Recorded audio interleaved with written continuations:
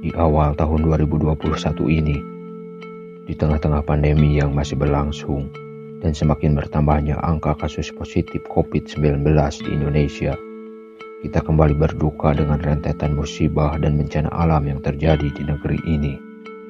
Mulai dari bencana banjir di Kalimantan Selatan yang terjadi pada tanggal 12 hingga 15 Januari, akibat dari cuaca ekstrim berupa hujan lebat disertai kilat dan angin kencang di sejumlah wilayah di Kalimantan Selatan.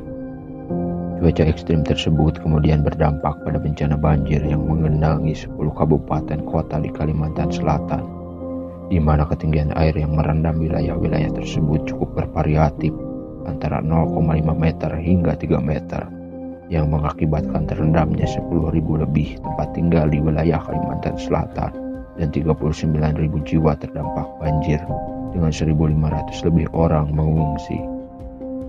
Kemudian disusul dengan peristiwa jatuhnya pesawat Sriwijaya Air SJ182 pada Sabtu 9 Januari, di mana pesawat Sriwijaya Air dengan nomor penerbangan SJ182 rute Jakarta Pontianak dilaporkan hilang kontak pada pukul 14.40 waktu Indonesia Barat di perairan Kepulauan Seribu. Pesawat yang bertolak dari Bandara Soekarno-Hatta tersebut mengangkut penumpang sebanyak 62 orang yang terdiri dari 6 awak aktif, 40 orang dewasa, 7 orang anak-anak, 3 bayi, dan 6 awak sebagai penumpang. Setelah dinyatakan kehilangan kontak, tim Basarnas dan sejumlah instansi melakukan penyisiran di area Kepulauan Seribu. Sebanyak 310 kantong jenazah yang berisi potongan tubuh manusia, 60 kantong kecil serpihan badan pesawat, dan 55 puing pesawat berukuran besar telah berhasil ditemukan sampai sejauh ini. Tim Basarnas dan sejumlah instansi masih melakukan pencarian terhadap puing-puing pesawat dan bagian tubuh korban lainnya. Tim Basarnas juga masih kesulitan untuk menemukan CPR untuk mengetahui pasti penyebab jatuhnya pesawat Sriwijaya Air ini. Lalu tepat pada hari yang sama, Sabtu 9 Januari, Indonesia kembali dilanda duka dengan terjadinya musibah longsor di Cimanggung, Kabupaten Sumedang. Hujan yang turun dengan intensitas tinggi mengakibatkan bencana longsor di Desa Cihanjuang, Cimanggung, Kabupaten Sumedang yang menewaskan 40 orang. Seluruh korban jiwa berhasil ditemukan setelah operasi yang dilakukan tim SAR selama 10 hari penuh. Kemudian wafatnya Syekh Ali Jaber menambah kesedihan di negeri ini. Tepat pada 14 Januari, beliau menghembuskan napas terakhirnya. Sebelum meninggal dunia, Syekh Ali Jaber sempat positif terpapar COVID-19. Kondisi Syekh Ali Jaber lantas memburuk setelah mengumumkan dirinya positif COVID-19.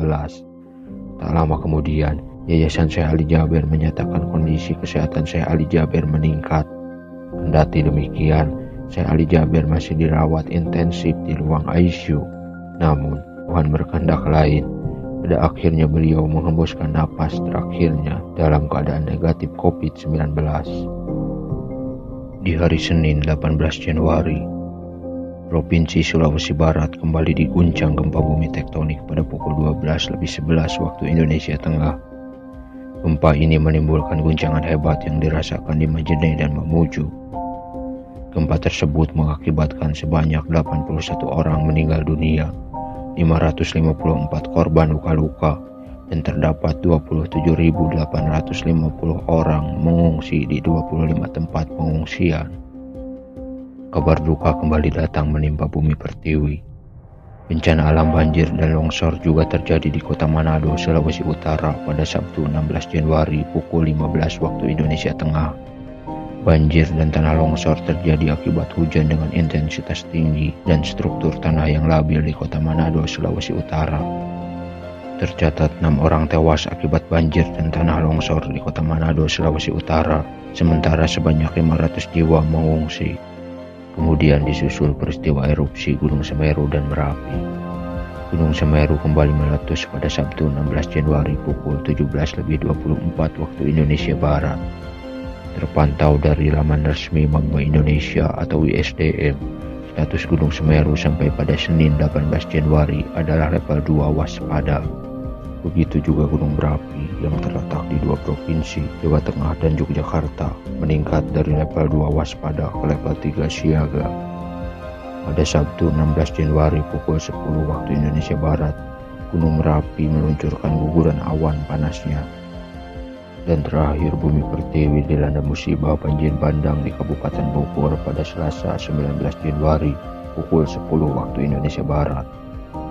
Hujan dengan intensitas tinggi disertai longsoran gunung juga mengakibatkan banjir bandang di Cisarua, Kabupaten Bogor, yang mengakibatkan 900 jiwa terdampak dan mengungsi ke sejumlah titik. Sementara sebanyak 3 unit rumah rusak berat dan juga 1 unit warung rusak berat. Sepertinya di awal tahun ini merupakan awal tahun yang cukup berat bagi Bumi Pertiwi. Mari sejenak kita renungkan beberapa musibah yang telah Tuhan berikan untuk negeri kita, Indonesia. Marilah sejenak kita turut dalam doa untuk saudara-saudara kita yang terkena musibah. Semoga saudara-saudara kita yang terdampak musibah diberikan ketabahan dan kekuatan dalam menjalani ujian ini.